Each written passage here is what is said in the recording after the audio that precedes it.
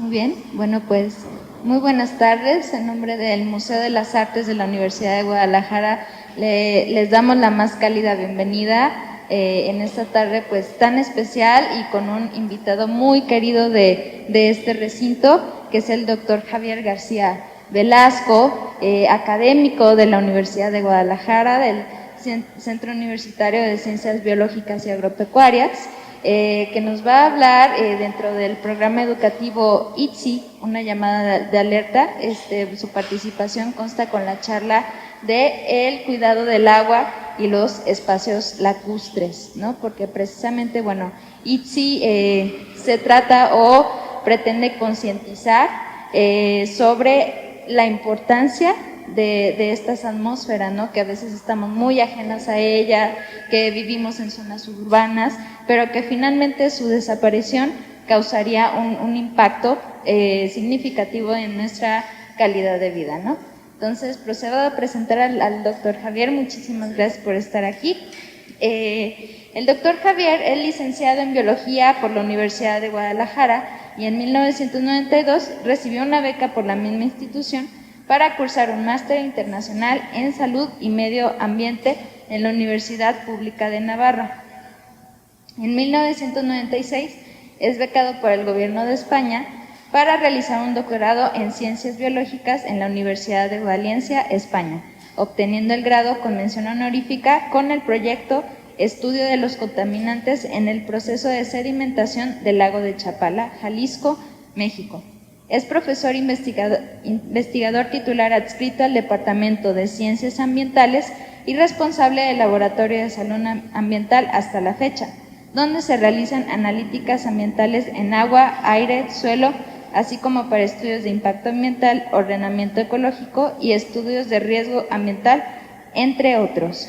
Su ámbito de trabajo se centra en temas de contaminación del agua, participando activamente en el Consejo Académico del Agua del Gobierno de Jalisco, comités tanto universitarios como interinstitucionales para la evaluación de proyectos hídricos en el estado de Jalisco, y ha participado en los estudios de impacto ambiental en grandes proyectos hidroeléctricos nacionales como el proyecto hidroeléctrico La Yesca, proyecto hidroeléctrico El Cajón y proyecto Las Cruces, todos ellos en la cuenca Lerma-Santiago.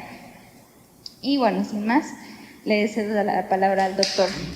Miren, el agua no es infinita, no es un recurso que no se va a terminar nunca, ¿sí? Un ejemplo lo pueden ver aquí: si del total de agua que tenemos a nivel mundial, solamente cerca de un 3% es agua disponible, ¿sí? ¿Qué quiere decir? Pues que ese planeta azul que nosotros vemos, ¿sí? Esa cantidad inmesurable de agua que nos parece que es interminable, realmente tenemos muy poca agua disponible, ¿sí? Y eso ya es una primera llamada de alerta. Ojo, ¿sí? Es un recurso que se puede terminar, se puede agotar, pero si a eso le agregamos procesos de contaminación o mal uso del agua, el problema se puede agravar, ¿sí? Perdón que le voy a estar cruzando, ¿sí? Miren, de ese 3% de agua que tenemos, ¿cuánta podemos nosotros realmente trabajar o cuánta tenemos disponible?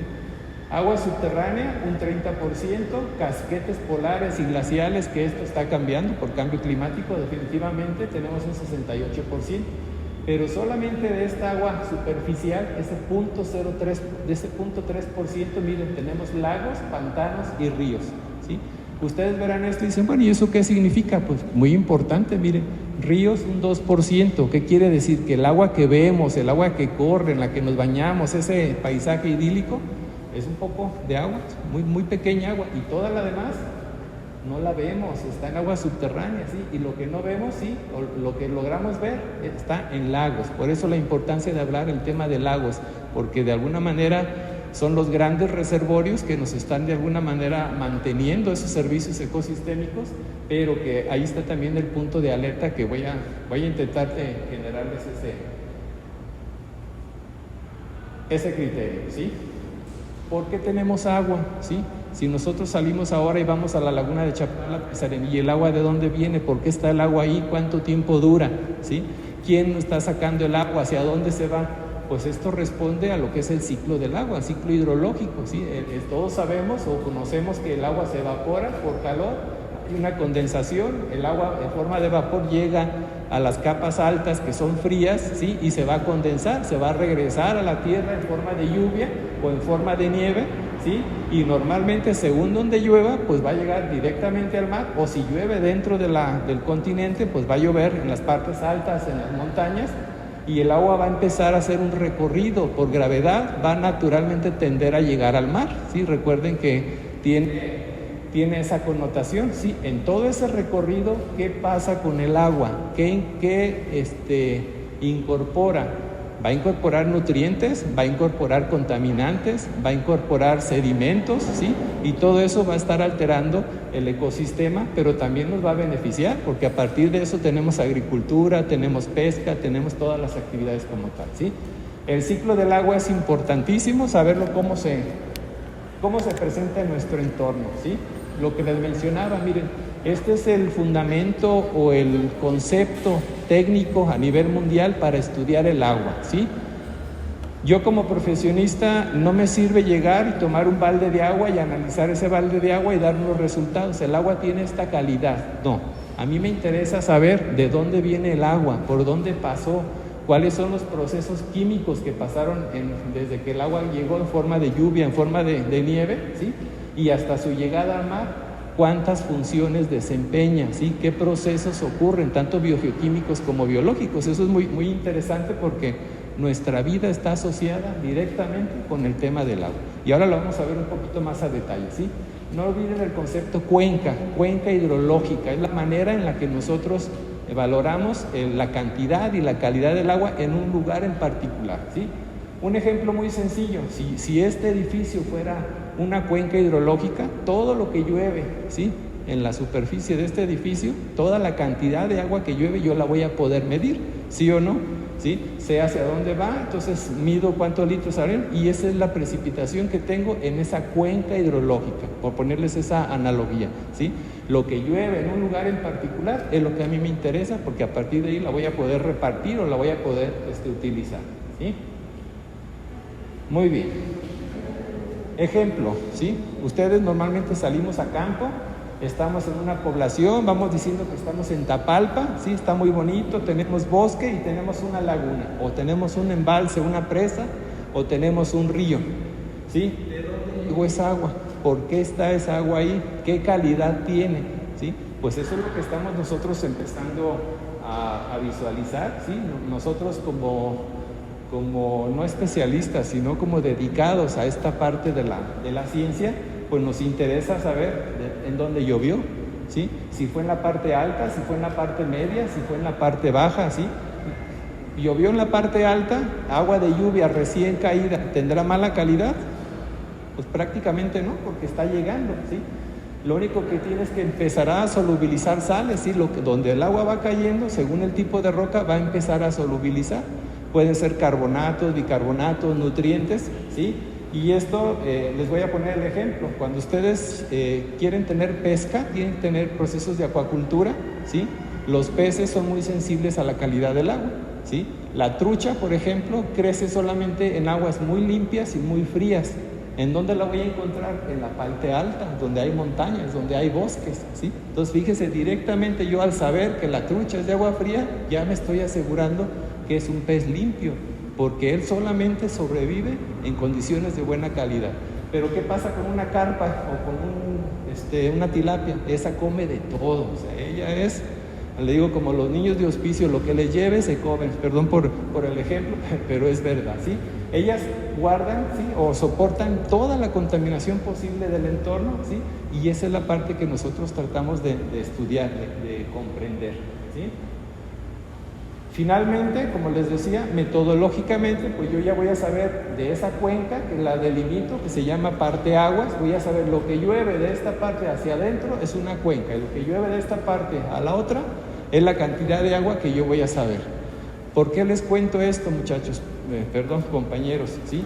Porque el tema del agua es un problema de políticos, es un problema de dinero, es un problema de poblaciones. El que tiene agua tiene futuro, ¿sí? Pero ahora desafortunadamente el que tiene agua y está contaminada ya no tiene futuro, porque el proceso de contaminación nos está ganando. Entonces es únicamente para que conceptualicen este concepto, ¿sí? Y hacia dónde nos va, ¿sí? Ahora, ¿cómo puedo yo cuidar el agua si no sé cuánto tengo? ¿Sí? Si nosotros estamos aquí 20 personas y tenemos que repartir el agua que llovió en este edificio, ¿sí? ¿Cómo lo voy a hacer? ¿Por cubetas? ¿Una para cada uno? ¿O a quién le vamos a dar más? Bueno, el concepto es que tengo que saber cuánta tengo, ¿sí? Y entonces en esa cuenca, ¿cómo la vamos a medir? Tengo que saber cuánto llueve, cuánto se evapora, cuánto escurre, ¿sí? Cuánta se va por el drenaje o cuánta se infiltra, ¿sí? Para finalmente yo saber cuál es la cantidad de agua final que yo puedo utilizar, ¿sí? Les pongo el ejemplo sencillo, ¿sí? El norte de Jalisco no tienen mucha agua. Ellos están peleando, Guanajuato, Jalisco y Zacatecas, por tener agua, ¿sí? No se ponen de acuerdo porque realmente no saben cuánta cantidad de agua hay. Entonces uno dice, oye, no, yo quiero tanto, y al final no les ajusta porque lo que llueve no corresponde a las necesidades que requieren, ¿sí? Es un poco el concepto. Si soy muy abstracto o tienen alguna duda, con confianza coméntenmelo, ¿sí? Muy bien. El ejemplo que les quiero poner aquí, miren, la laguna de Atotonilco, la laguna de los balnearios, ¿cómo se llaman? De Chimulco y de Agua Caliente, para que lo ubiquen un poquito, ¿sí? Tenemos la República Mexicana, tenemos las cuencas donde están las grandes lagunas, Villa Corona, San Marcos, Acualco, Sayula, ¿sí? Tenemos aquí la laguna como tal. Esta laguna tiene la curiosidad que es muy poco profunda, ¿sí? 20 centímetros, 50, metro y medio, ¿sí? Ayer tenía la profundidad más alta en los últimos 20 años, 1,80 metros, pero hace 3 meses se secó. Llegamos a muestrar y no tenía una sola gota de agua, ¿sí? Y ahora tenemos 1,80 metros de profundidad. Es una laguna, ¿sí?, que le llamamos intermitente, ¿sí? ¿Qué quiere decir? Que tiene mucho estrés, ¿sí? Entonces, para ponerse de acuerdo quién va a usar esa agua, que está salinizada y demás, hay que hacer lo que llamamos balance hídrico, saber cuánta agua tenemos en ese lugar disponible, ¿sí? Y aquí pueden ver, haciendo analogía con la ecuación, en esta laguna que les menciono, ya sabemos cuánto llueve, cuánto se evapora, ¿sí? Cuánto se infiltra, ¿sí?, al subsuelo, cuánto se va a acuíferos, ¿sí?, cuánto llega a la laguna. De toda esa cuenca, de todo ese perímetro que les mencioné anteriormente, ¿sí?, déjenme regreso, ¿sí?, todo lo que tiene a su alrededor, o una anterior para que lo visualicemos más, ¿sí?, todo lo que es la cuenca de Atotonilco, le contamos cuánto llueve, cuánto se infiltra, cuánto se drena, y para saber al final cuánto llega a la laguna, ¿sí? Y esto es muy importante. ¿Por qué les hago esta acotación? Porque esa es la gran problemática a nivel nacional e internacional. La gente quiere usar el agua, pero no invierte en saber cuánto tengo disponible para mantener ese ecosistema funcional, ¿sí? Y ahorita les voy a poner otros ejemplos. Ok. Vean el caso de la Ciudad de México, ¿sí? Funciona también como un ecosistema similar, ¿sí? Es una cuenca cerrada, aquí hay millones de personas, ¿sí? Pero en toda esa cuenca cerrada, que está rodeada por los grandes volcanes, llueve, el agua se infiltra, el agua corre en drenajes, tienen fugas, tienen generación de aguas residuales y todo lo demás. Y es súper importante saber hacer este tipo de balances para yo, como les digo, saber en qué la puedo utilizar o en qué no la puedo utilizar también, porque ese es también otro punto a considerar, ¿sí? Son procesos metodológicos que se pagan bien, se necesitan personal que esté capacitado para hacer ese tipo de cosas, pero son necesarios, ¿sí? No podemos cuidar el agua sin antes, no sabemos cuánto tenemos y de qué cantidad, ¿sí? Vean estas imágenes, ¿sí? La pregunta que les hice la vez anterior, ¿se tomarían un vaso de agua de cada uno de esos ejemplos? Su concepto de calidad de agua, de un agua de buena calidad, ¿lo cumple lo que están viendo?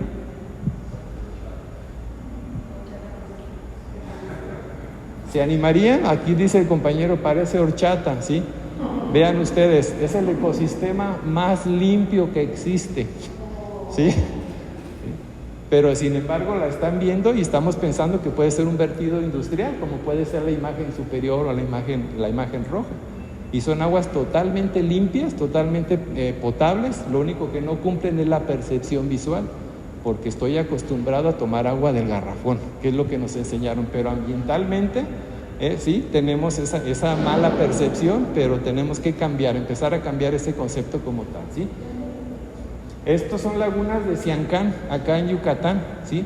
De hecho, les comento, ese color rosado que ven son unos crustáceos, unos camaroncitos pequeños que viven ahí, que es lo que se comen las aves y luego tienen las plumas de ese color, porque las aves nacen sin color, son blancas los flamencos, ¿sí? Entonces, ¿lo que puede tener? Pues puede tener salinidad, porque está muy cercana al mar y puede haber infiltración, ¿sí? Probablemente no me la tome porque tenga salinidad superior, pero son aguas que te quitan todas las enfermedades dérmicas, ¿sí? Por la concentración de sales. Por ponerles un ejemplo y porque ustedes visualicen, el tema del agua es muy diverso, ¿sí? No trabajamos solamente con aguas residuales, como algunos me dicen, oye, ¿por qué trabajas con agua mugrosa, agua cochina? No, el entorno tiene todas estas posibilidades, ¿sí? Y nuestro trabajo es saber lo que está pasando en cada una de ellas, ¿sí? Esta imagen idílica, ese azul, ¿por qué está dado ese color azul? ¿Lo saben? ¿Tienen alguna idea? ¿Sí? No te escuché, perdón. ¿Tiene dinoflagelados? No. En este caso, el agua es totalmente limpia. Lo único que tiene son los carbonatos y los bicarbonatos que lavó cuando cayó la nieve, ¿sí? La montaña es de tipo calcárea, de carbonatos. Entonces solubilizó el carbonato, como sucede aquí en Cancún, ¿sí? El suelo es muy carbonáceo y lo que se ve ese color es azulado, ¿sí? Todas las aguas que vean con colores azules, grises, es por la concentración de sales. ¿Pero me la puedo tomar? No pasa nada, ¿sí? Simplemente la percepción visual no me ayuda. Lo que ven en la parte superior son hierro y manganeso. De hecho, se ve hasta la beta ahí en el ¿sí? Pero no me la tomo o no me animo a bañarme porque no es agua limpia, según mi percepción, ¿sí? Es un poco compartirles esa información ¿sí? Perdón. Este charquito es precisamente específico de bosques. Si se fijan, vean ustedes la vegetación, ¿sí? ¿Qué pasa a los bosques? ¿No se fijaron que normalmente las tierras son rojas? ¿Sí? ¿Por qué? Porque tienen muchos óxidos, ¿sí? Tienen hierro, manganeso, son normalmente barro arcillosas, ¿sí? Son extremadamente productivas, pero llueve y esa arcilla, ese limo es arrastrado, ¿sí? Y lo que podemos ver es esa coloración. ¿Qué pasa cuando pasan ciertos días? Se va a sedimentar, se va a empezar a poner transparente. Pero si yo llego de Guadalajara no me la tomo, no, yo traigo mi botella Bonafón porque esto me hace daño. Y la gente de allá sabe que al contrario es benéfica, ¿sí? No han visto a las aves, no han visto a los mamíferos que llegan y comen barro y comen tierra. Pues esto, sí, les hago ese ejemplo quizás no muy adecuado en términos médicos, pero el comer barro, el comer arcilla, atrapa metales pesados, atrapa tóxicos, nos hace un efecto de purga, de depuración natural, ¿sí? Para que vean un poco las bondades que tiene el poder conocer o los beneficios que tiene el conocer el tema del agua, ¿sí? Pero ahorita también los voy a asustar, esta es la parte bonita, ¿sí? En México, ¿cómo se reparte el agua? ¿Sí? Me decían que querían saber cómo estábamos en el tema de recursos en México y sobre todo en Jalisco. Miren, hablando de cuencas, tenemos 757 cuencas hidrológicas que corresponden a 13 regiones hidrológico-administrativas, ¿sí? Es un poco lo que les decía, lo que llueve en este punto en particular es lo que se queda en ese sitio, pero lo voy a poner en una condición más fácil, ¿sí?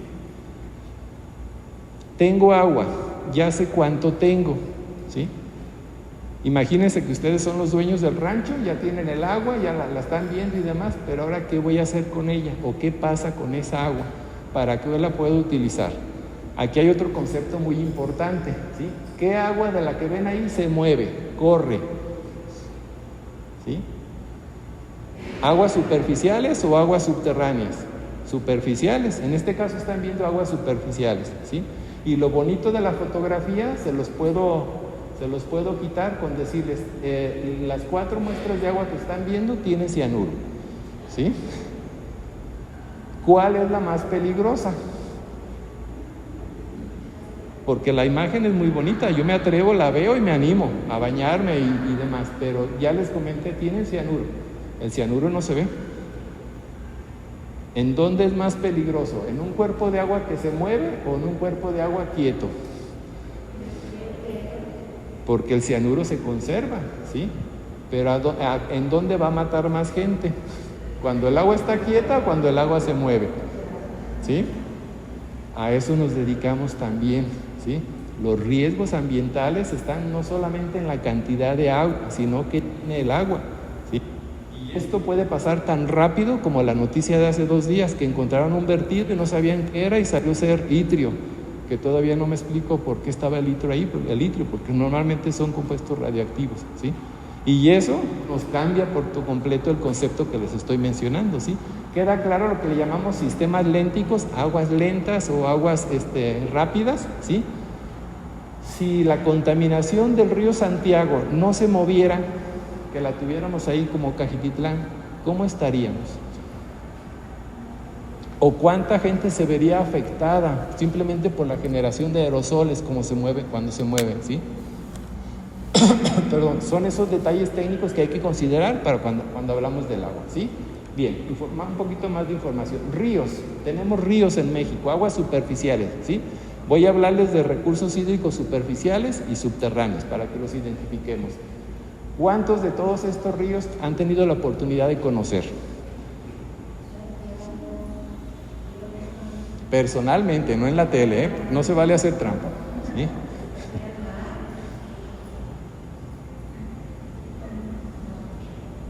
Y les cambio la pregunta, ¿cuántos de los que ven ahí realmente son limpios?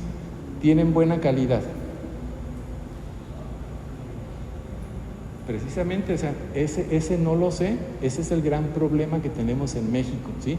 Las autoridades, aunque hacen esfuerzos extraordinarios en sistemas de cuantificación de la contaminación y demás, México es un mundo, ¿sí? Y el tema de la medición de la contaminación, pues es un tema de día a día, así es como la contaminación del aire, hay que invertir todos los días y mucha gente no le ve la utilidad de estar gastando para tener ese tipo de información, pero cuando tenemos un problema, entonces así buscan culpables y demás, ¿sí? No lo digo en un mal sentido político, pero sí decirles que tenemos todavía varios ríos de muy buena calidad. El caso del río San Pedro, que estuvo en la época del presidente Peña Nieto a punto de ser alterado de manera extraordinaria por un proyecto hidroeléctrico que tenía. Su gran proyecto hidroeléctrico de sexenio era construir la presa del río San Pedro, la gran hidroeléctrica, ¿sí? Proyecto que fue denegado porque se les justificó, se les comprobó que el impacto que iba a tener ambientalmente era extremadamente negativo y no justificaba una condición de que inclusive iba a ser de recursos económicos particulares y demás, pero ese fue quizás el primer evento ambientalmente que hemos tenido favorable en el tema ambiental para proteger los recursos hídricos, ¿sí? Comentarles, ¿sí? La actividad de aguas por ríos, ¿sí? Cuánto capturamos de ellos es muy limitada, ¿sí? Vean ustedes algo importante, todos estos ríos, ¿hacia dónde se va el agua? ¿Sí? Tenemos vertientes que van al Océano Pacífico, como pueden ver, ¿sí? Todas aquellas cuencas que sus ríos, el agua, ¿sí? Todo lo que llueve va a dar al mar, ¿sí? Tenemos lo que es la vertiente del Pacífico, ¿sí? Tenemos la vertiente central, ¿sí? Vertiente del interior. ¿Qué quiere decir? Que todo lo que llueve aquí se queda dentro, ¿sí? Le llamamos cuencas endorreicas, cuencas cerradas. Y eso es como si estuviéramos viendo Sayula. ¿Qué pasa con Sayula? Todo lo que llueve en Sayula se queda ahí y luego se evapora y se nos acaba el agua, pero se quedaron todas las sales. Por eso Sayula no se pueden tomar el agua, no hay vegetación más que una sola que aguanta, que tolera ese tipo de contaminación. Bueno, no contaminación, esa concentración de sal. Esto ocurre igual. Todo lo que llueve en esa parte central se va quedando, ¿sí? ¿Qué problemas tenemos en Coahuila? ¿Qué problemas tenemos en Durango? Tienen mucha salinización y tienen muchos arsénico, tienen otros elementos que son extremadamente tóxicos por la dinámica de hacia dónde se va el agua, ¿sí? Y finalmente la vertiente del Atlántico, todo lo que nos llueve que va a generar vertido al Golfo de México, ¿sí? Desafortunadamente muchos recursos hídricos, ¿sí? Poca población, poca utilización de esa cantidad de agua, ¿sí? ¿A qué voy con este comentario, compañeros? ¿Sí? En México no llueve igual, ¿sí? Llueve diferente. En el norte del país poca lluvia, en el sur del país mucha disponibilidad.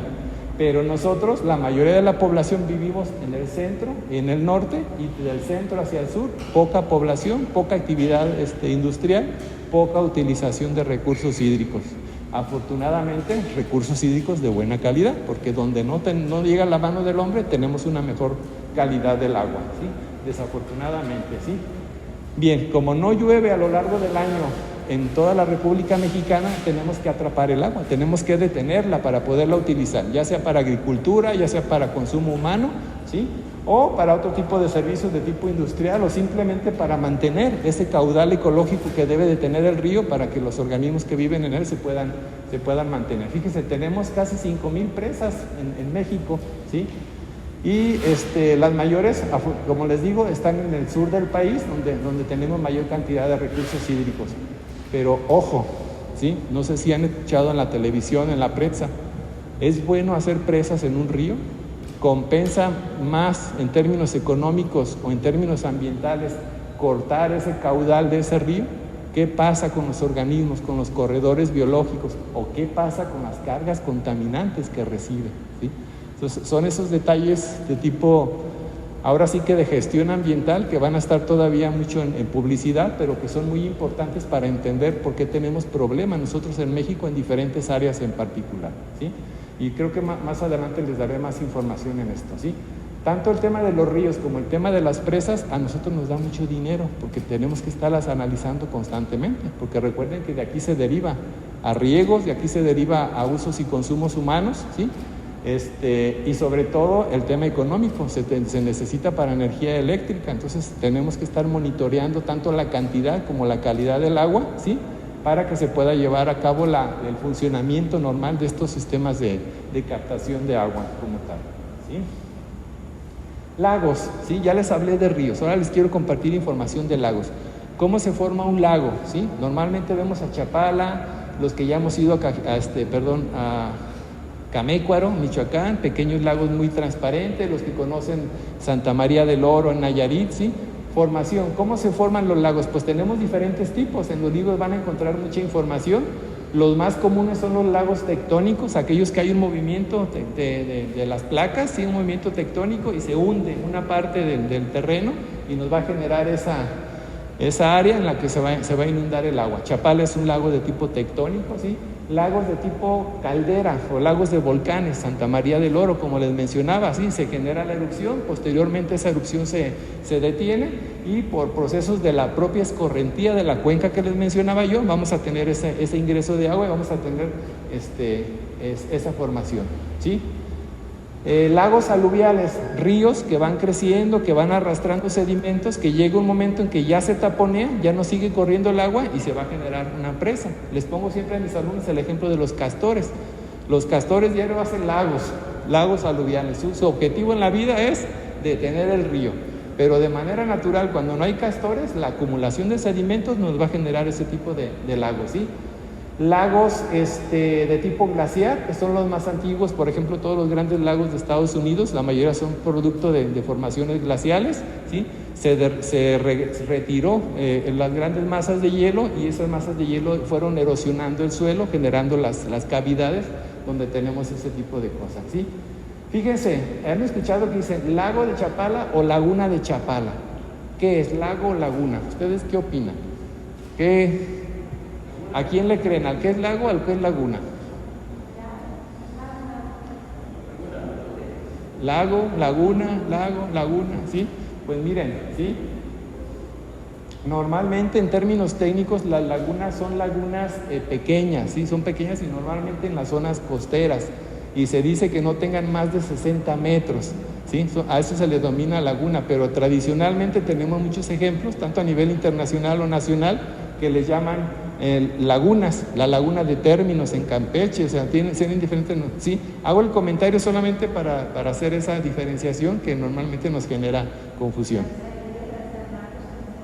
Son lagunas como tal, pero no son lagunas porque no tienen la profundidad y la ubicación, que normalmente las lagunas deberían de estar en las zonas costeras, pero tradicionalmente se les da esa denominación, ¿sí? Un ejemplo de lagos, tenemos los lagos artificiales o los que también llamamos presas, ¿sí? ¿Me llamaron? Ok, ¿sí? Oficialmente Chapala es un lago, ¿sí? Es el lago de Chapala, así lo debemos de tomar, ¿sí? En ese contexto. No le escuché, perdón. ¿Sí? Bien. ¿Sí? Bien, ¿sí? Ejemplos que les mencionaba, los lagos volcánicos son los más comunes. De hecho, cuando tenemos diferentes volcanes, ¿sí?, que están alineados, esa generación de lava puede cerrar ahora sí que todo un área en particular, un valle, ¿sí?, y generarnos un lago como tal. También el caso de Cuitzeo no es un cono volcánico, es el resultado de la actividad volcánica que tiene a su alrededor, que logró taponar la salida del agua que tenía en todo ese valle como tal, ¿sí? Y como les mencionaba, Chapala, que es el más común que conocemos, una depresión tectónica. De hecho, esto es el reducto de un lago mucho más grande, era 4 veces más grande de lo que tenemos ahora, que llegaba hasta Tepatitlán de Morelos y tenía toda una extensión mucho, mucho mayor, pero que ahora tenemos ya un reducto muy, muy pequeño, ¿sí? Ejemplos de los principales lagos que tenemos a nivel nacional. ¿Por qué hago esto? ¿Sí? Igual dirán, esto parece clase de secundaria, ¿sí? Porque muchas veces nosotros, si yo les pregunto, me van a decir 5 lagos, no conocemos más de 5 lagos, ¿sí? Conocemos los más grandes o los que más salen en la televisión, pero miren la cantidad de grandes lagos que tenemos en México, cada uno con diferentes cualidades, pero insisto, son los grandes captadores de agua, son las grandes reservas de agua superficial que tenemos, ¿sí? Y sobre todo son los que visualmente, estéticamente son los que más apreciamos, ¿sí? Y que desafortunadamente son los que menos atención tienen, tanto a nivel federal como a nivel estatal, y la propia percepción que tenemos como tal, ¿sí? Catemaco, ¿quién conoce Catemaco? Si quieren que cambie su vida, vayan a Catemaco. Los mejores brujos del país están en Catemaco, ¿eh? Nosotros llevamos a los alumnos y los alumnos no tienen para comer, no tienen para el tequila, no tienen para nada, pero para pagar la limpia, sale de ahora el dinero porque no se regresan, sí. Perdón por el chascarrillo, ¿sí? Pero es verdad, ¿sí? Lo que les mencionaba, ¿por qué estudiar lagos? ¿Por qué cuidar lagos? Porque es la mayor cantidad de agua que tenemos disponible a nivel mundial, ¿sí? Pues, y la importancia que le debemos de dar radica precisamente en esto.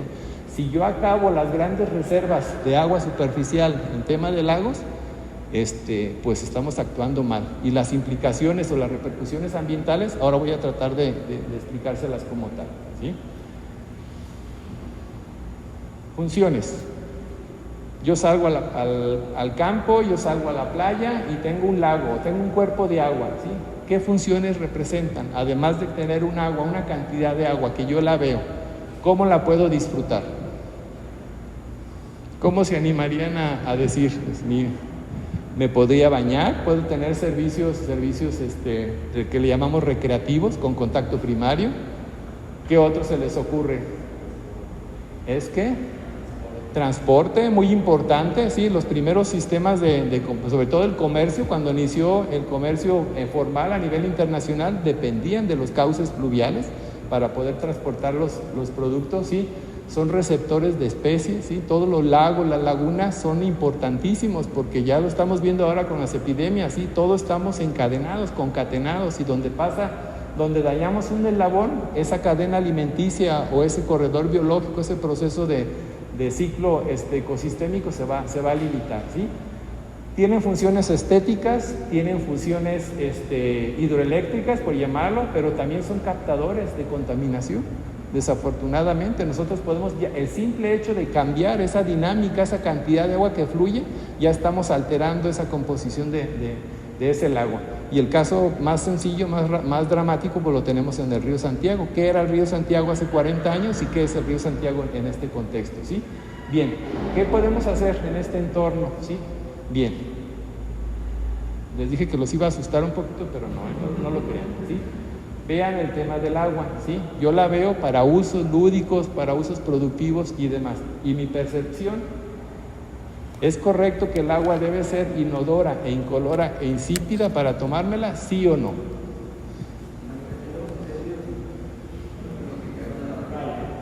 ¿Pero lo hacen? ¿Lo cumplen actualmente? ¿Sí? inodora, incolora e insípida. ¿Qué necesito yo hacer en el medio ambiente o el medio ambiente está todavía capacitado para darme agua inodora, incolora e insípida? Hace 50 o 100 años quizás sí. Recuerden que teníamos el Parque Agua Azul, que había un lago, y teníamos los grandes manantiales, ¿sí? Teníamos el río San Juan de Dios, teníamos Colomos, teníamos perdón, se me va el nombre de Atemajac, ¿sí? Y esos nos aseguraban que el agua era inodora, incolora e insípida, ¿sí? De hecho, todas las ciudades a nivel mundial, ¿sí?, se fundaban donde teníamos recursos hídricos disponibles en cantidad y en calidad, ¿sí? Pero, ¿qué tenemos ahora? Les repito, ¿se tomarían este vaso de agua? Algún compañero me decía que sí, otro compañero me decía que no, pero esa es la posible, o esperemos que no sea la posible alternativa que lleguemos a tener algún día. ¿No la tomaríamos? ¿Se atreverían? ¿Por qué? ¿No cumple? Cambio de paradigma, no es incolora, inodora e insípida, ¿sí? Pero ahí les voy. ¿Y las botellas de agua que compran? ¿Son inodoras, incoloras e insípidas? ¿Sí? Pero les aseguro, ¿sí?, que es más limpio este vaso de agua. No digo que todas, y no digo que en todo momento, pero ¿a qué voy, señores? Todo lo que ven aquí, ¿sí?, este vaso de agua puede tener nitrógeno y fósforo, no se ve, no huele. Puede tener bacterias y virus, y no se ven. ¿O ustedes logran ver la bacteria de la Escherichia cuando la ven? No. Puede tener gasolina o jabones, eso sí se ven, eso sí lo logramos ver. De hecho, hoy en este momento tenemos un vertido en el río de agua caliente y andan los bomberos y todos los guardabosques buscando en dónde está el vertido, ¿sí? Y vengo de allá de estar midiendo cuánto está saliendo, ¿sí? Eso sí se logra ver y eso sí huele. ¿En dónde está la fuga? ¿De dónde está entrando ese hidrocarburo? En el río. Sí. Ese sí se ve. Metales pesados, arsénico, cadmio, mercurio, plomo, no se ven. Y plaguicidas, esos todavía dan un poquito de olor por lo que los acompañan, pero el plaguicida solo no huele, porque si huele los insectos no se van. Acuérdense que un plaguicida debe ser inerte en todos los sentidos, ¿sí? Entonces, ¿se lo tomarían?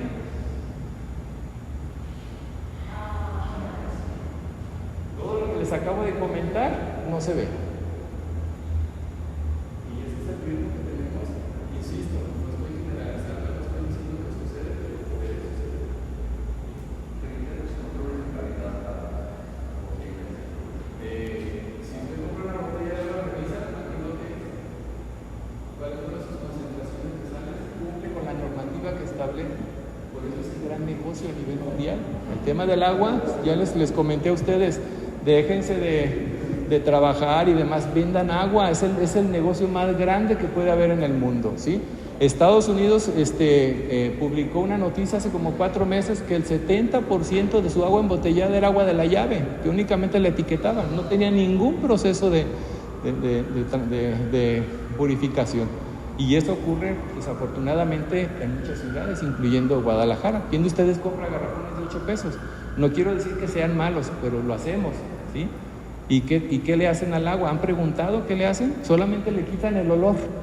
Solamente le quitan el olor del cloro que tiene el agua de Ciapa. Y le quitan, incolora, la posible arena o el posible color que pueda tener. ¿Se las venden? ¿Sí?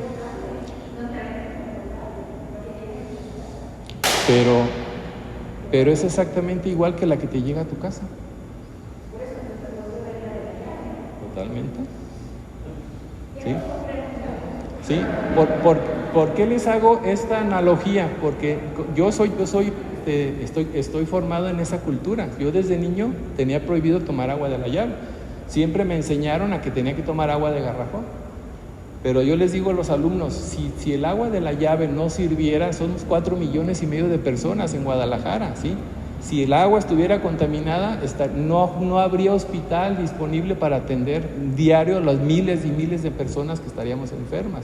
Y esa es una simple observación empírica de decirles que el riesgo no existe. O sea, Puede haber un riesgo puntual, como cualquier otro sistema, que se me contamine porque hay una ruptura de tubería, un drenaje dañado, o que mi sistema de captación casero, mi tinaco, mi aljibe esté contaminado.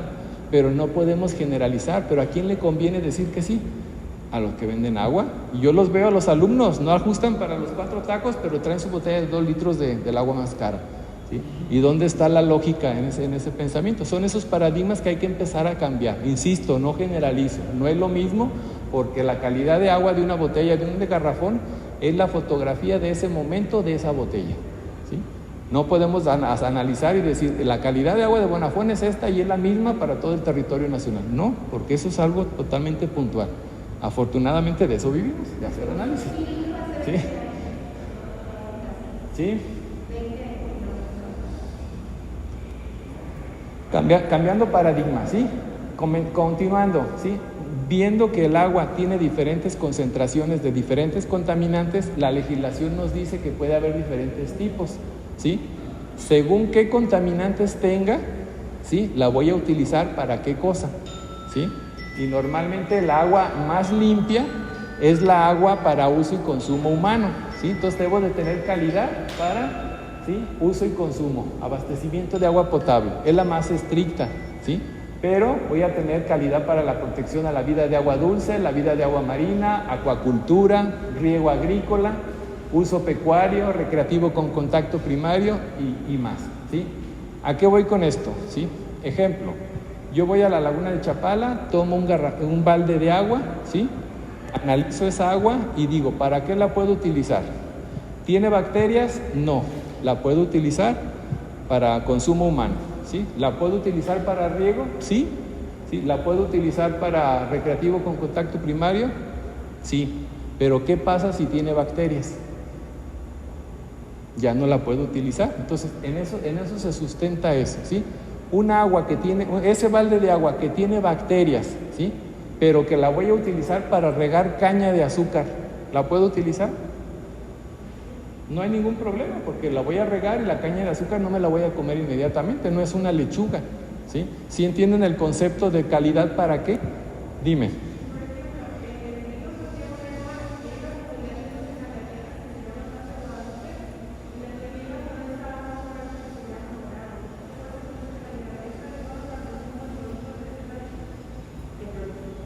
Cuando me hablas de ese producto, ¿estás hablando de agua que utilizaron en compuestos pecuarios, o sea, procesos pecuarios? ¿Tienen puercos, tienen ganado, producen queso o hortalizas? Ajá. A ver, ¿qué pasa con las hortalizas? Las hortalizas son de periodo de vida corto, ¿sí? Son muy sensibles a la contaminación, ¿sí? Las hortalizas, si son de consumo directo, como la lechuga, los rábanos y demás, debo de cuidar que no tengan contaminación microbiológica, porque eso me enferma inmediatamente, ¿sí? Por eso usamos aguas de buena calidad para hortalizas, pero por la zona que me estás diciendo no tienen mucha agua. Ellos tienen que utilizar agua subterránea, agua de pozo. Y el agua de pozo de toda esa zona es muy seguro, muy factible que tenga fluoruros, porque todo el acuífero del norte de Jalisco, que ahora se los voy a mostrar, tenemos contaminación natural por fluoruros. Y fluoruros, arsénico, cadmio, las plantas lo acumulan y luego nos lo comemos. Y esa es la otra parte que nos dedicamos, ¿sí? ¿Qué pasa con el agua que la utilizas? ¿Hacia dónde se va? ¿Y cómo te puede llegar a ti? ¿Te puede afectar? ¿Sí? ¿Te contesto un poquito? ¿Sí? Ahorita te voy a dar más detalles. Pero queda claro, ¿sí? ¿Para qué voy a usar el agua? ¿Cuál es la calidad que debe de tener? ¿Sí? Les cambio la pregunta. Esa botella que compró, cara, de 2,5 litros, que no sabe lo que tiene, pero es inodora, incolora, insípida. Si yo la analizo, ¿sí? Y veo que tiene de nitratos, ¿sí? Nitratos, el abono que utilizamos para la agricultura son nitratos. Las salchichas le ponen nitratos para que tenga ese color, ¿sí? Las carnitas de Uruapan que compran, los tacos de la birria, la barbacoa, ¿sí? Sí. Tienen nitratos, ¿sí? Y los nitratos se van al agua, ¿sí? Utilizamos miles de toneladas de nitratos para la agricultura todos los años, ¿sí? Ustedes saben que se abona y luego llueve y esa agua va a arrastrar los nitratos. De hecho, ahora, de lo que es septiembre, octubre, noviembre, diciembre, enero, nos van a llegar todos esos nitratos de los que no aprovecharon las plantas a todos nuestros ríos o a todos nuestros lagos, ¿sí? Y los nitratos, ustedes los consumen y después se les pueden pegar a sus proteínas y forman nitrosaminas, cáncer de colon, ¿sí? Pero si se le dan esa agua con nitratos a un bebé, se le va a pegar a su hemoglobina, a su sangre, ya no va a poder transportar oxígeno y se llama metahemoglobinemia, que es otra enfermedad asociada. Y ustedes me dirán, eso es algo de China. No, tenemos casos en Santa Lucía, en toda la zona de Nestipac, todas las zonas maiceras por tradición, que tienen contaminación en ese sentido, ¿sí? Y no se ven. Y vuelvo al ejemplo que les decía de la botella. Pueden comprar su botella de agua y puede tener nitratos, ¿sí? Y no lo ven. Por eso les digo, hay que tener mucho cuidado o empezar a pensar en mi salud como persona, qué consumo. No nada más es lo económico o lo caro. La gente piensa que comprando agua cara se asegura una buena calidad. Y creo que ahí no va por ahí las cosas, ¿sí? Lo que les mencionaba, dime, sí. No, pues es la pregunta que me hacen todos los días. Te repito, ¿sí? La calidad de un agua es una fotografía de ese momento, de esa muestra, ¿sí? Yo no puedo generalizar, porque si es agua de un río, ese río se está moviendo constantemente, está cambiando su calidad por la temperatura ambiente, por la concentración de sales que va arrastrando, ¿sí? Por diferentes factores. Si es agua subterránea, el acuífero también cambia en función de la cantidad de agua que le salga, la cantidad de agua que ingrese, ¿sí? La concentración de sales que tiene va a cambiar. Entonces, no puedes decir, por eso en el tema del agua se habla de lotes, ¿sí? Una empresa dice, voy a producir 1 millón de botellas y voy a analizar ese 1 millón de botellas y la calidad del agua de ese 1 millón de botellas es esta. Pero otro día hace otro 1 millón de botellas y ya no le sirve el análisis anterior. ¿Sí me entiendes el concepto? No te puedo decir cuál agua es la mejor, ¿sí? El agua mejor es aquella que tú toleras, que te acostumbras, ¿sí? a que no te genera ningún daño inmediato y que en lo posible te puedes asegurar que no tiene algún residual, ¿sí? Pero no existe ese inventario. Si existiera ese catálogo, pues imagínate, me quedo sin trabajo, ¿no? ¿Sí? Va en ese contexto, ¿sí? Yo les hago las bromas a mis alumnos, porque siempre me preguntan, ¿y usted de cuál agua toma? ¿De cuál garrafón toma? Le dije, yo, mi Coca-Cola. Yo me aseguro de no tener problemas con el agua, ¿sí? Lo que les mencionaba, ¿sí? El tema de los contaminantes que puede tener una muestra que no se ven, ¿sí? El caso que tenemos en el norte de Jalisco, ustedes conocerán compañeros, vecinos o familiares que pueden tener este problema, ¿sí? Normalmente da una coloración en los dientes, que es lo que percibimos. Pongo este ejemplo porque es el menos cruel o el que menos nos asusta, ¿sí? Y que estamos de alguna manera acostumbrados porque ya forma parte de nuestra vida diaria, ¿sí?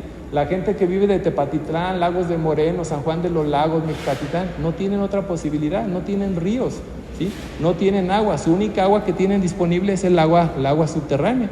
Y de agua subterránea, desde niños están tomando esa agua contaminada y los problemas los van a tener en ese contexto, ¿sí? Entonces, ese es otro punto a considerar, ¿sí? Ustedes como personas visualícense en dónde están, ¿sí? ¿Qué oportunidades tienen de accesar a agua de buena calidad y de buena cantidad? Porque también a partir de que nos tomemos conciencia vamos a aprender o a querer cuidarla, ¿sí? Y saber manejarla de manera más eficiente, ¿sí? Pero miren lo que está pasando, me decían, háblanos un poquito de los problemas. Mi condición no es asustarlos, ¿sí? Vean un poco de por qué problemas de calidad y de cantidad. ¿Qué hacemos los mexicanos? Pues miren, cada vez tenemos menos agua. Hay un concepto que se llama disponibilidad de agua. O sea, tú como persona, ¿cuántos litros te tocan del agua que hay disponible en México? Tú naciste en México en 1910 y te tocaban 31,000 metros cúbicos por habitante. Si tú te querías ir a Estados Unidos, decías, deme mi agua, y te llevabas 31,000, ¿sí? Pero ya para el año 1950 ya nada más te tocaban 18, porque empezó a crecer la población, la calidad de agua, la cantidad de agua era la misma, recuerden el balance hídrico, ¿sí? Se mantiene la misma cantidad de agua, entonces ya me tocaba menos. ¿Qué pasó para 1970? Ya nada más te tocaban 10, para el año 2005 4.5 y creo que ahora ya vamos en 3.5, ¿sí? Esto nos refleja que cada vez tenemos menos cantidad de agua disponible, ¿sí?, por persona, pero no dicen de la calidad. ¿De qué me sirve que tenga 3.5 pero no tiene calidad? Es como si no tuviera. Y eso es lo que les pasa, por ejemplo, en el norte del estado que les menciono. Ellos tienen agua, pero no la tienen de buena calidad. Entonces, si nosotros tenemos esa condición, señores, disfrútenla y valórenla en ese contexto, ¿sí? ¿Qué otra cosa está pasando? Vean, los malos hábitos culturales. Una persona se dice que consume 1.530 litros al año, ¿sí?, de agua embotellada por persona, ¿sí? Somos el primer lugar mundial de consumo de agua embotellada y de refresco, ¿sí? Tenemos récords, los mexicanos nos gusta presumir de mucho, pero también tenemos esa condición, ¿sí? No son datos honestamente actualizados al 2021, porque no los logré tener, pero sí nos refleja cuál es esa idiosincrasia que tenemos como mexicanos, ¿sí? Seguimos pensando que el agua embotellada es segura y la estamos pagando a precios extraordinarios, ¿sí? ¿Cómo usamos el agua? ¿Sí? La agricultura se está llevando casi un 80%, fíjense, poca agua, y la poca agua se va a la agricultura y luego no la utilizan de manera adecuada. ¿México es un país rico por la agricultura? No. Nos dedicamos al turismo, nos dedicamos a la industria y demás, pero sin embargo en el tema del agua se llevan la mayor tajada. Vean, comparado con el abastecimiento público, ¿cuántas veces son? Y muchas veces nos dicen, nos tratan de engañar que las grandes ciudades, que nosotros como personas somos los culpables de que no haya agua disponible. Y no, los datos oficiales dicen claramente que se está utilizando en otro concepto y en condiciones no adecuadas, ¿sí? El tema de termoeléctricas, el tema de la industria y abastecida, ¿sí? ¿Cuál es la importancia de esta gráfica que está un poquito malita, ¿sí? A mayor agricultura y a mayor industria, mayor carga de contaminación. Entonces tenemos un beneficio inmediato que no beneficia a muchos y que sí nos va a afectar a todos en el tema de la contaminación. Por eso, insisto, mi intención de hoy era compartir esos puntos para que nos generen un poquito de cambio en la concepción de estos problemas, ¿sí? Al año, ¿sí? Sí.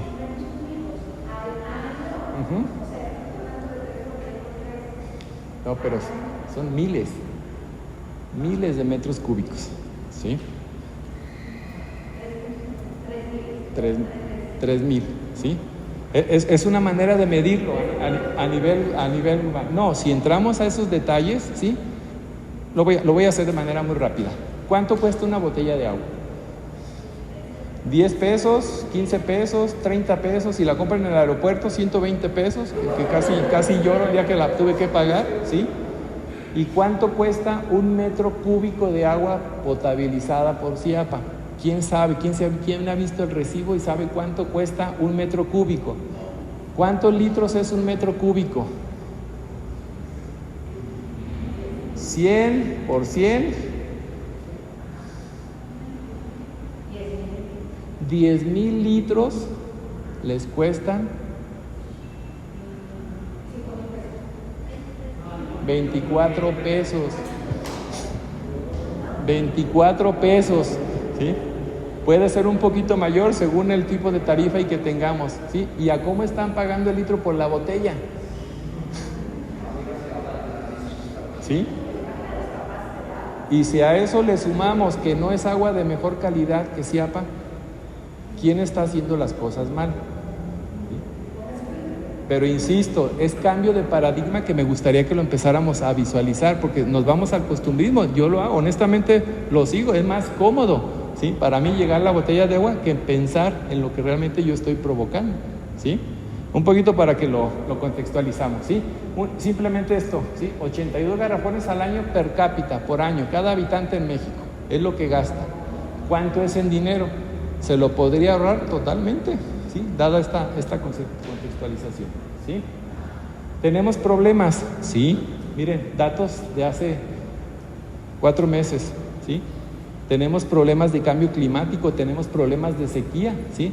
Se está afectando a nivel mundial y a nivel local el tema del agua. Sí, tenemos procesos de sequía que generalmente se están haciendo más largos, ¿sí? En el periodo de tiempo, ¿sí? Y eso nos está afectando, ¿sí? ¿Qué pasó hace 6 meses con los tandeos de agua? ¿Por qué tuvimos ese problema? Porque se nos acabó la cantidad de agua de las presas de La Zurda y Calderón, ¿sí? ¿Y cómo estaba la ciudad? Enojada porque le salía el agua amarilla, porque no le llegaba el agua, ¿sí? ¿Qué hacíamos? Nos quejábamos, buscábamos remediar, pagábamos el agua a precio de oro con pipas y demás, pero ¿qué pasó? Pues que gracias a la Virgen de Zapopan llovió y se llenó nuevamente las presas y ahora ya está el suministro de agua como tal. Y la gente mejoró su manera de utilizarla, la eficientó, aquí no pasó nada, ¿sí? Hasta que no nos llegan los problemas, tenemos ese tipo de observaciones, ¿sí? Ese es un poco el objetivo de los comentarios el día de hoy, ¿sí? Que lo visualicemos, ¿sí? Vean ustedes la condición que tenemos. México, ¿sí? Esto, cada día estamos a peor. Miren, el estrés hídrico, un concepto que dice cuando la demanda de agua potable es más alta de la cantidad disponible. Hace 6 meses tuvimos estrés hídrico en Guadalajara. Para que entiendan este concepto, había más gente que quería agua del agua que había, ¿sí? Pero a nivel nacional, miren cómo estamos. Es necesario cambiar nuestros hábitos de uso, concientizarnos, ¿sí? Pues ya ahora sí que de sentido común, no es por decir me volví ambientalista o me volví, ¿cómo le llaman ahora las personas verdes o no sé qué denominaciones, ¿sí? Ya es una necesidad ambiental y es una necesidad personal.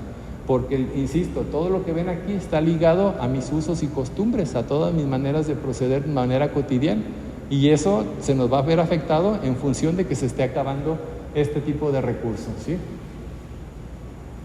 Muy bien, una más. Alertas. Todos los días tenemos alertas, aparecen en el periódico, aparecen en la prensa, aparecen en la literatura científica, procesos de contaminación. El gobierno federal empieza a tratar de empezar a tener un poco de acercamiento en ese contexto, decir qué está pasando, qué está fallando, qué se está contaminando, ¿sí? Pero esto, siento decirlos, nos rebasa, ¿sí? Tenemos un gran atraso en tema técnico y en tema de abordaje, sobre todo desde el punto de vista legal.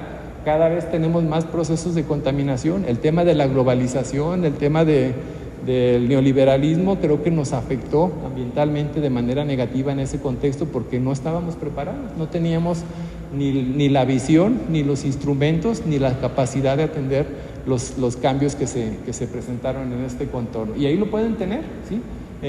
Pueden ver ustedes que hay niños con daño renal asociados a chapala o al consumo de chayote, o no saben por qué están siendo asociados.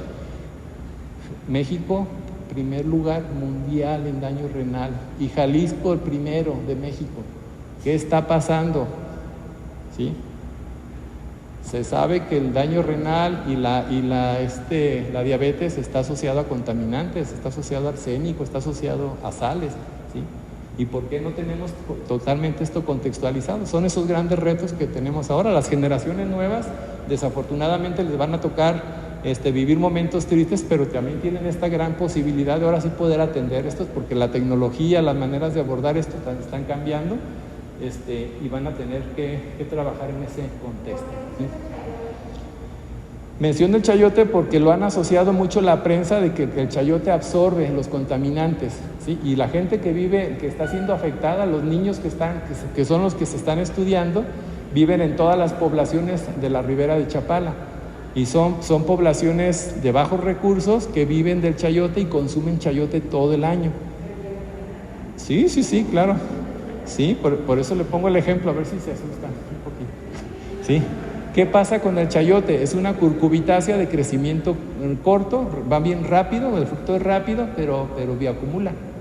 Entonces bioacumula el agua. ¿Y el agua de dónde viene? Del lago de Chapala, pero también viene de los acuíferos. Y los acuíferos son ricos en otro tipo de sales, son aguas de manantial hidrotermal. Entonces, donde hay agua caliente, tenemos arsénico, cadmio, tenemos azufre, tenemos una serie de acompañamientos ahí que no las evaluamos, o hace falta información para saber, ¿sí? Pongo ejemplos, no estoy diciendo que es determinístico, porque realmente no se ha logrado determinar cuál es el agente causal que está ocasionando el daño renal a nivel nacional y a nivel estatal, ¿sí? ¿Se puede usted bañar tranquilamente? Pues, ¿qué va a pasar? Ahí tiene un efecto dérmico, primero térmico, ¿sí? La temperatura hace que sus poros se abran y al abrirse esos poros sale y entra también. Entonces si abren y excretan tóxicos, benéfico, pero si abren y ingresan contaminantes, ¿sí? Por eso se dice que deben ser actividades de corta duración, ¿sí? Y de alguna manera supervisadas por médico, porque a algunas personas les beneficia y a otras no. Una persona con problemas de tensión arterial y lo llevan a un baño térmico, lo pueden matar, ¿sí? O ustedes lo pueden ver en la prensa, la mayoría de los infartos que se dan en las personas ya de 30 años como nosotros es porque se meten a la ducha y le abren el agua caliente mucho. Entonces ese cambio térmico ya te está afectando, por ponerle un ejemplo, ¿sí? Son diferentes conceptos a considerar, ¿sí? Pero cambiando de chayote, asustándoles un poquito más, ¿sí? Nos modernizamos, ahora somos ya habitantes, ¿cómo le llamamos? De amplio criterio, ¿sí? ¿Y qué estamos generando? Pues que ahora utilizamos toda una serie de compuestos químicos, medicamentos, perfumes, todo lo que nos acompaña en nuestra vida diaria, ¿qué? ¿A dónde van a dar? ¿Sí? Y a esto le llamamos contaminantes emergentes, ¿sí? ¿Qué pasa? ¿Qué son? Pues aquellos que antes no estaban. Hace 30, 40 años la gente no tenía la mala costumbre de levantarse todos los días y, ay, me siento un poquito cansado, tómate un diclofenaco, ¿sí? Tómate un paracetamol, ¿sí?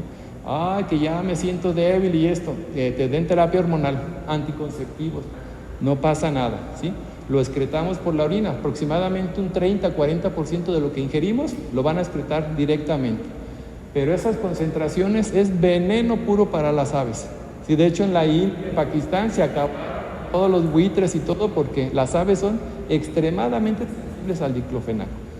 ¿Y qué pasa con él? No está considerado en la legislación. En México, como si se quiere extraer 20,000 kilos de diclofenaco, no nos exigen que lo analicemos, ¿sí? A eso le llamamos contaminantes emergentes, que están entrando a nuestro entorno, ¿sí? Y que no hay una legislación y que hasta cuando no los consideren ya el daño ya va a estar hecho de manera importante. Esa es otra de las áreas que estamos tratando de encontrar, ¿sí? Hemos encontrado contaminantes de este tipo en Chapala, hemos encontrado varios de ellos, ¿sí? ¿Qué otro les iba a mencionar? El caso de plaguicidas, ¿sí?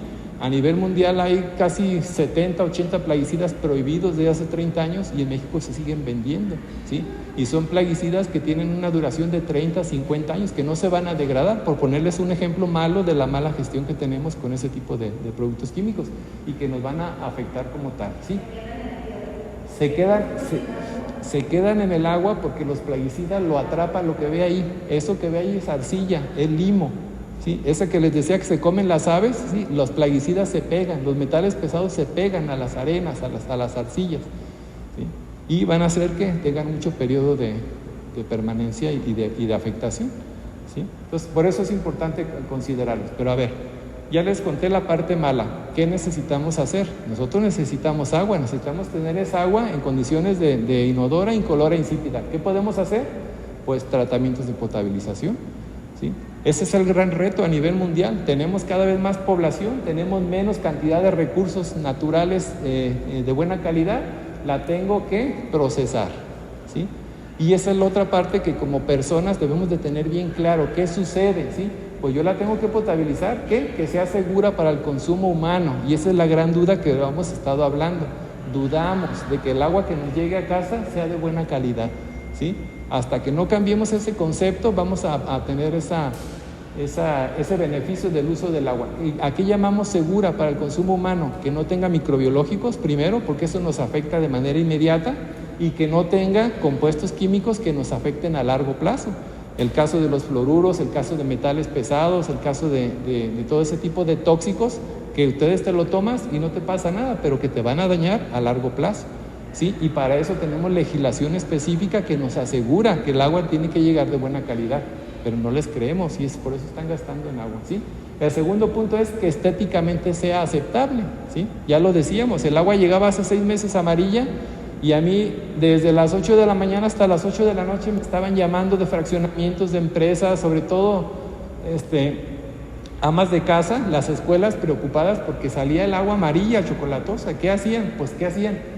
Estéticamente no era aceptable, pero el agua no tenía contaminantes. O sea, era un proceso de que arrastró, como se acabó el agua del otro acueducto, arrastró todos los sedimentos que estaban ahí acumulados y el agua me llegaba a casa en condiciones pues no agradables. Si ustedes abrían la tina de baño, eso parecía agua de chocolate, no tenía esa percepción. Pero a ver, si no tenía más, ¿qué hicieron? Como hizo mucha gente, compraron agua de garrafón, gastaron, porque sí me enteré de muchos casos que hicieron ese punto. ¿Por qué? Porque no se animaron, ¿sí? O no tenían la información para tener ese concepto que fuera actualizado, ¿sí?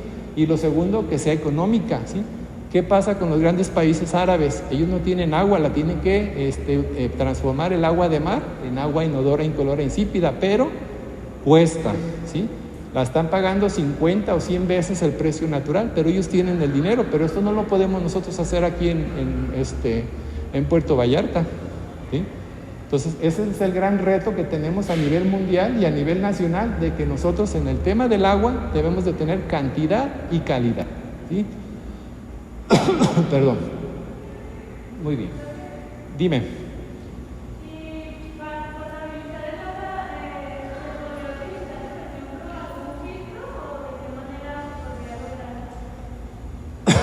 A ver, la podemos filtrar o la podemos potabilizar caseramente. Sí. Te voy a poner el ejemplo que hacían nuestros abuelitos hace 50 años, ¿sí? Ellos iban y sacaban el agua del pozo. Si el agua no salía transparente, ¿qué hacían? La vaciaban en una gran olla, ¿sí? De barro, o si no de estas de cantera, que empezaba a filtrar, empezaba a gotear, ¿sí? Esos fueron los primeros filtros tradicionales que se generaron en la historia. Pero ojo, te estaban dando agua inodora, incolora e insípida, pero no te le quitaban bacterias, porque las bacterias pasan. No te le quitan metales pesados, no te le quitan plaguicidas. Afortunadamente en aquellas épocas no había, pero ahora puedes usar el mismo método, pero va a pasar lo que te estoy contando.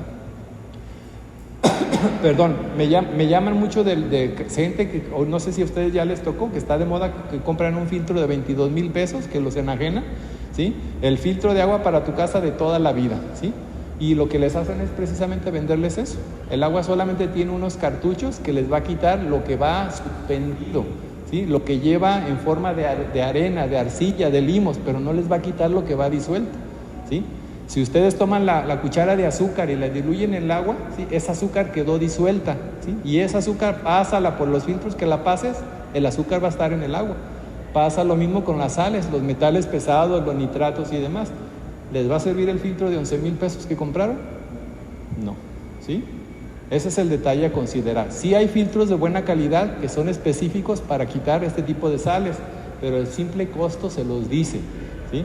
Por eso es bueno asesorarse, ¿sí? Si me venden un filtro que vale 30,000 pesos el cartucho, ya estoy yo seguro de que es un filtro de resina de intercambio catiónico que tiene 3 meses de viabilidad y que me aseguran técnicamente que le va a quitar esa carga contaminante que yo quiero. Pero hay que saberlo, ¿sí?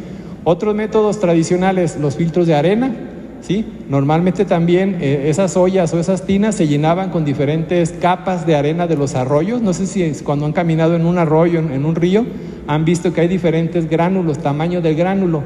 Hay algunas muy finas y van aumentando la granulometría. Entonces, en el filtro al revés, ponen abajo lo más fino y arriba lo más grueso y dejan caer el agua. Entonces, el agua va a ir filtrando y te va a hacer ese proceso de filtración natural. Pero tiene un tiempo de vida. Al momento que se vaya llenando de todo lo que está deteniendo, va a dejar de funcionar. Y eso es lo que pasa con los filtros caseros, que no queremos gastar, no le cambian el filtro y quieren que les dure 5 años. El filtro se satura en 3 meses y el agua ya pasa como Pedro por su casa, sin mayor alteración, ¿sí?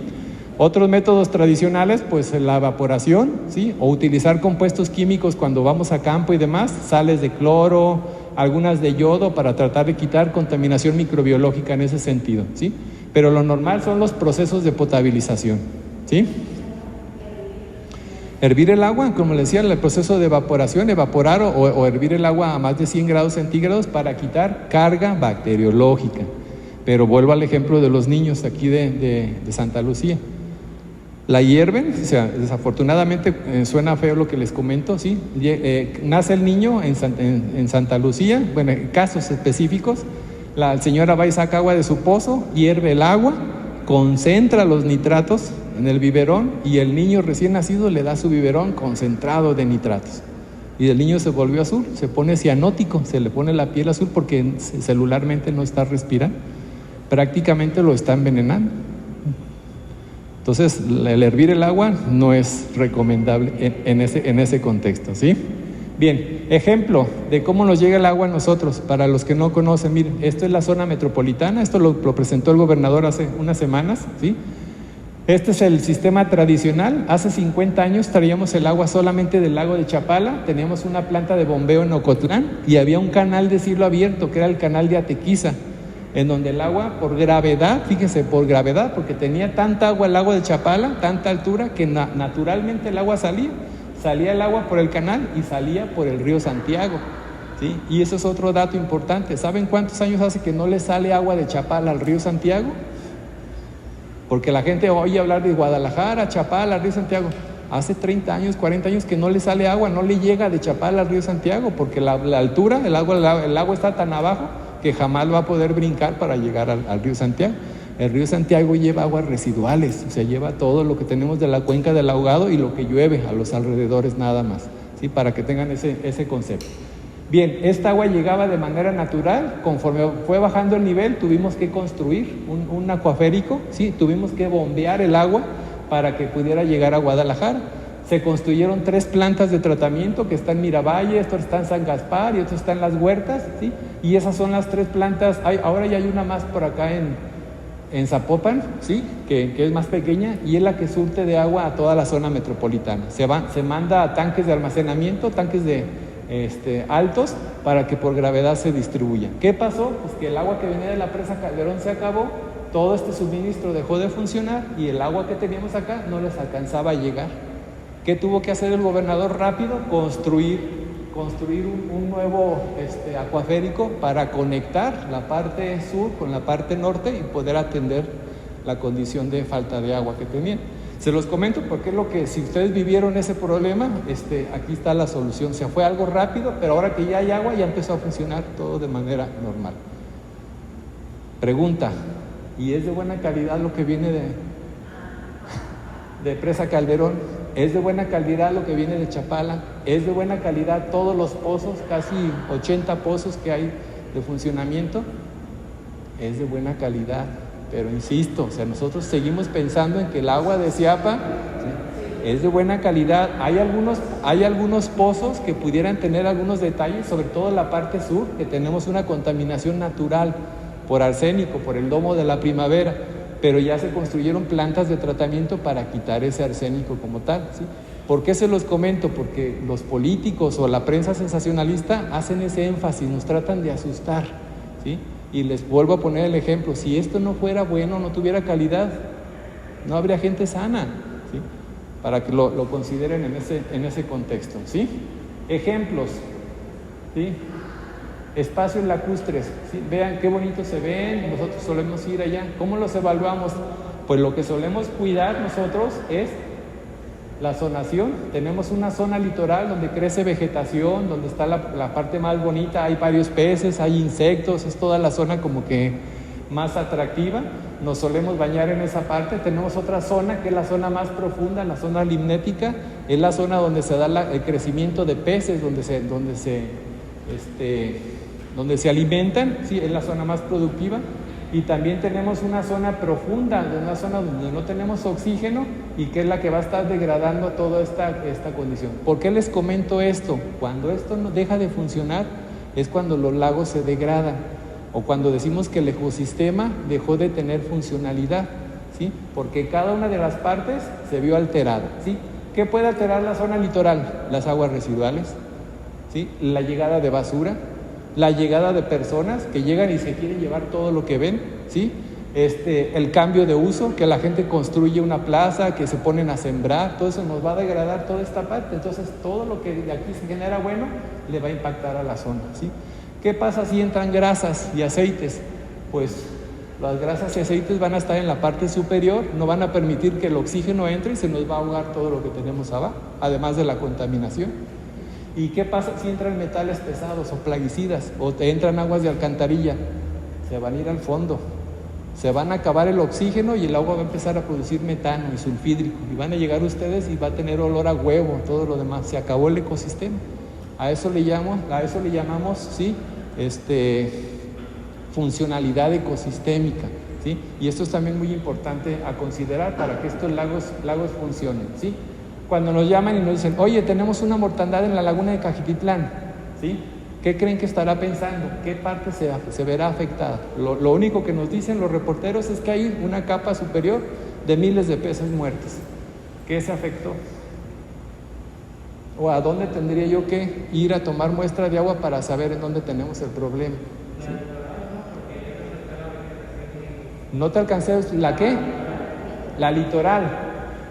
Podría ser la zona litoral, pero acuérdate que en la zona litoral tenemos toda la vegetación, todos los peces, es la menos profunda, pero es la más rica en nutrientes, ¿sí? ¿Sí? Eso es donde está entrando. Sí, no, cuando se mueren los peces, esto queda parejo, se muere todo, ¿sí?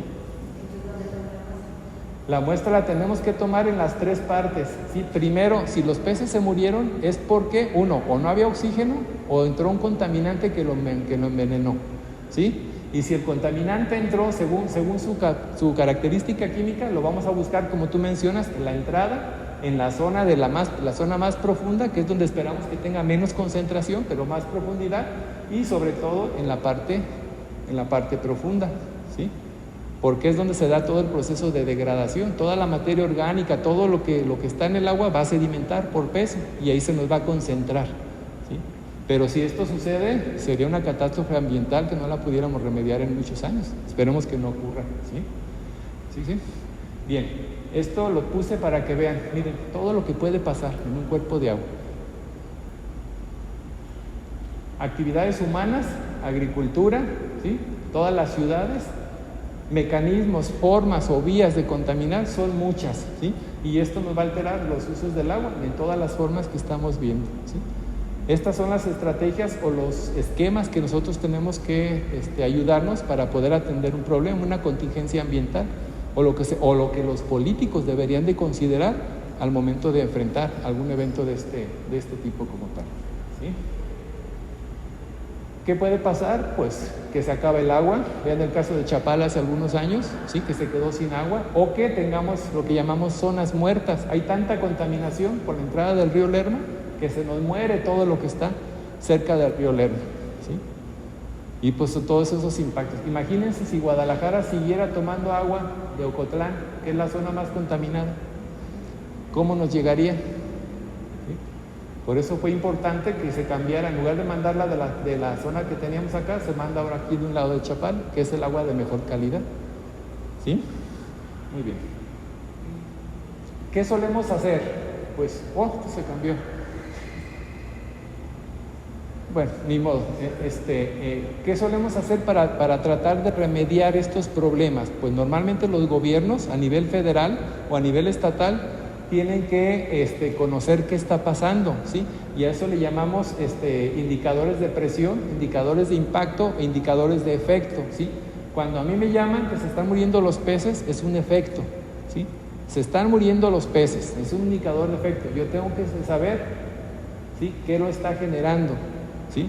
Contaminación por aguas residuales, contaminación industrial, ¿sí?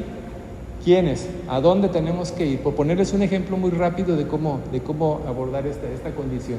El tema de la agricultura, el tema de la urbanización son los dos grandes generadores de cambios o generadores de problemáticas a nivel mundial para el tema de la contaminación de agua. Y lo estoy viendo desde el punto de vista de cantidad y calidad para el uso de las personas, pero para los ecosistemas, pues esto es un mundo para poderlo atender, ¿sí?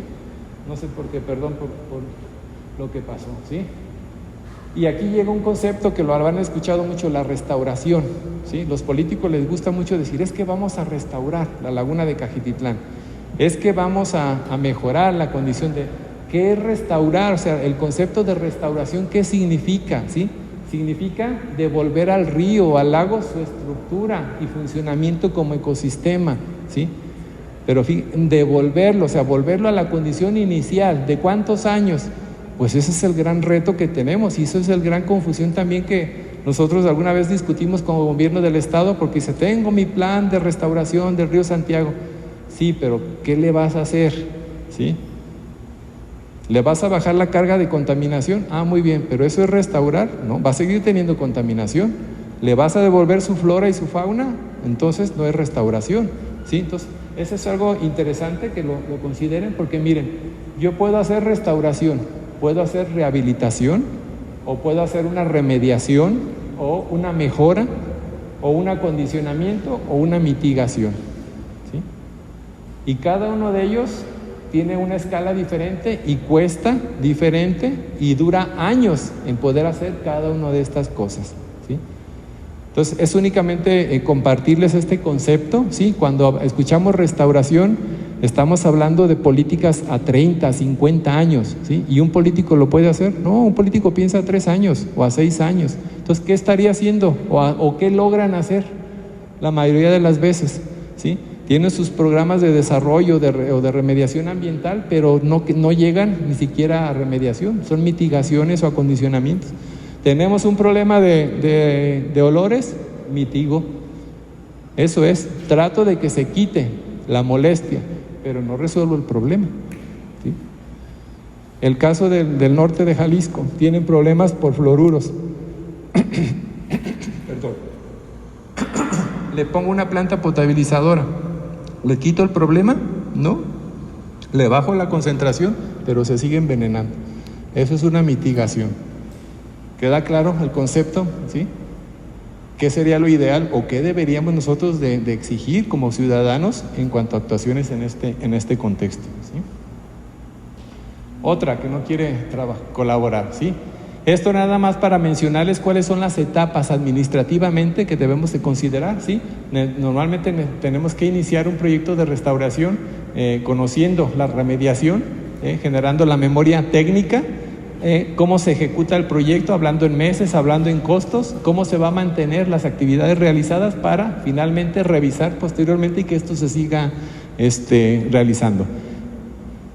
Haciendo la analogía con el río Santiago, el gobierno del estado tiene su proyecto, ese proyecto me va a decir cuál es su alcance, lo va a ejecutar en los años o en los meses que quiera, vamos a medir esa mejora y luego lo vamos a volver a revisar para volverlo a estar haciendo de manera constante, ¿sí? Eso es lo que administrativamente deberíamos de trabajar para decir que hacemos remediación o restauración ambiental, ¿sí? El caso de la laguna de Cuitzeo, que me decían, oye, fíjate que la laguna de Cuitzeo está ahorita en boca de todos. Pues sí, miren lo que estaba hace unos meses y lo que pasó hace 3, 4 semanas. Pasó lo mismo que la laguna de aquí de Atotonilco. Pero ¿qué pasa? Pues es un ecosistema que ya fue cambiado su cantidad de agua, fue cambiada su vegetación, fue cambiado sus usos de suelo, porque la gente empezó a utilizar el terreno ya para procesos productivos, modificaron todas las escorrentías, modificaron todo lo que tenían, y lo que están viendo ustedes simplemente, perdón por la expresión, es un espejismo de lo que no debería de suceder, ¿sí? Una mala política que se repitió en Sayula, o sea, tuvieron la gran idea de poner una carretera de por medio, ¿sí? Pensaron que solamente era agua y no pasaba nada, pero no, ahí tenemos cruces de flora, de fauna, de todos los ecosistemas, corredores biológicos que se ven afectados en su totalidad. Y si a esto le sumamos cargas contaminantes, ¿qué está pasando? Pues todo lo que tiran, todas las aguas residuales, todo lo que entra ahí se evapora y cuando llueve, esto se vuelve a solubilizar y se vuelve un problema mayor. Entonces, esas son las políticas que hay que atender en ese contexto, ¿sí? ¿Tiene solución? Sí.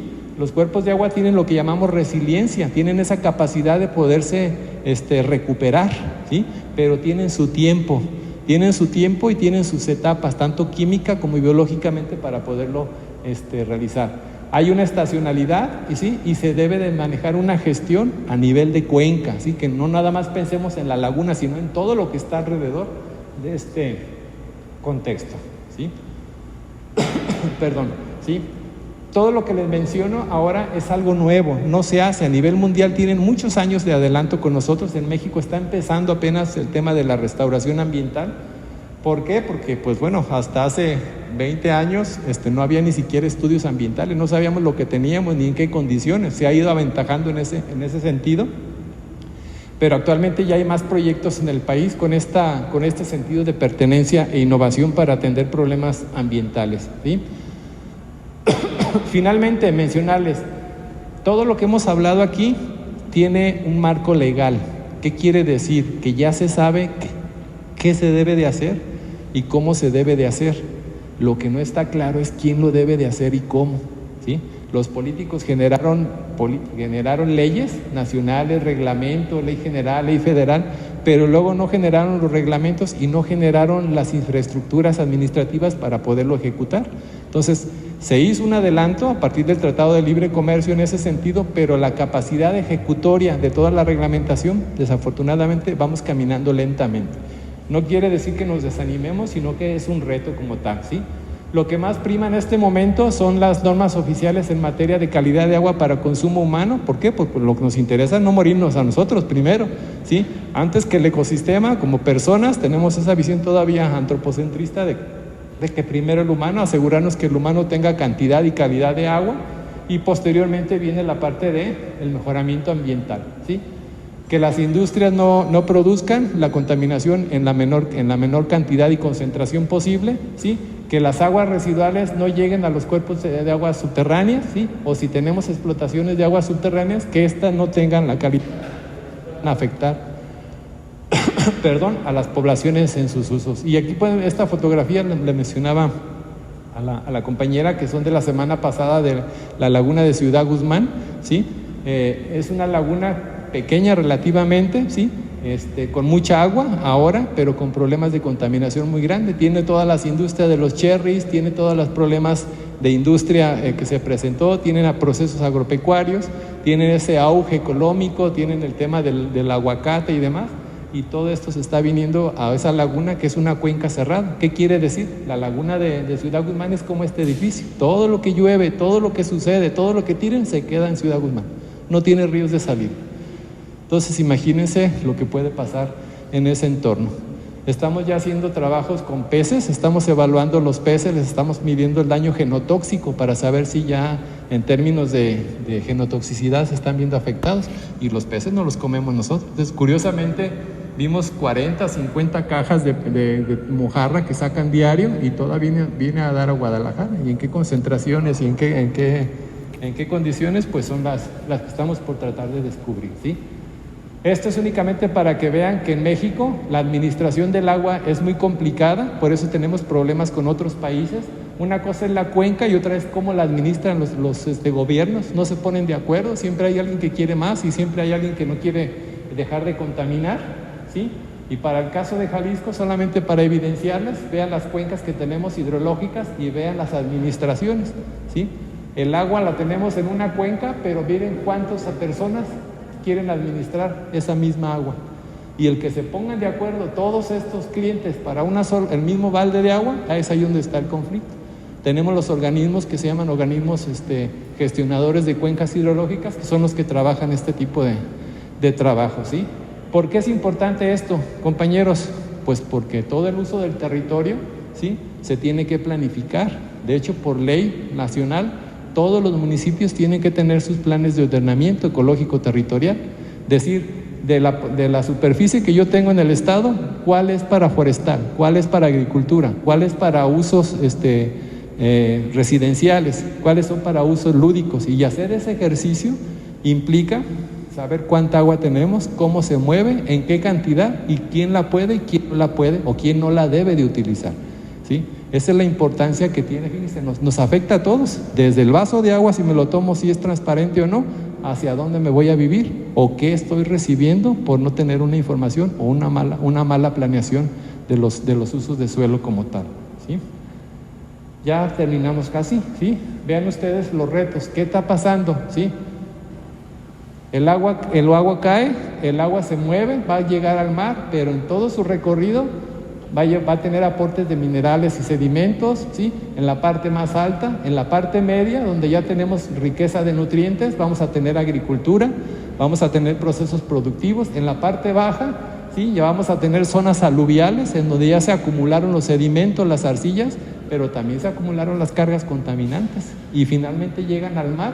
Y en esta zona de transición ocurren dos cosas. Una muy buena: llega el agua llena de nutrientes a los manglares, que son los ecosistemas más ricos, ¿sí?, son los más sostenibles, ¿sí? ¿sí? Pero si les llega, además de los nutrientes, las cargas contaminantes, vamos a tener el desastre ecológico de todo lo que pasó en todo el recorrido del agua como tal, ¿sí? Entonces creo que con esta imagen evidencia un poco realmente esa importancia de que como personas nos ubiquemos, ¿sí? ¿Cuál es mi apreciación?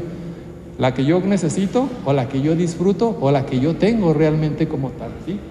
Ya nada más como comentario final, Estados Unidos acaba de sacar un software, ¿sí? Que si ustedes le dan al clip, por ponerles un ejemplo, se ponen en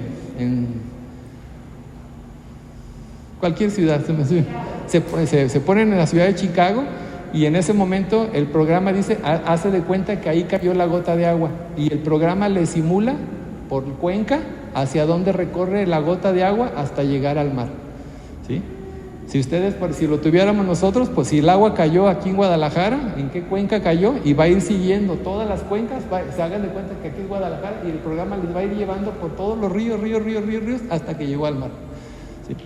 Me parece una curiosidad muy interesante. Igual luego les paso no tengo la liga como tal, lo acaban de presentar hace una semana, pero es parte de lo que Google va a empezar a generar en sus plataformas como tal, ¿sí? Tiene la aplicación ambiental de que está generando esa conciencia, esa percepción de qué pasa con los recursos hídricos, ¿sí? Y no nomás pensar en tengo la botella de agua para el día, ¿sí? Sino realmente la necesito y realmente es de buena calidad. Pues creo que era la intención compartirles esta información. Espero no haber sido muy aburrido. Y si tienen comentarios o reclamos, también estamos a su disposición, ¿sí?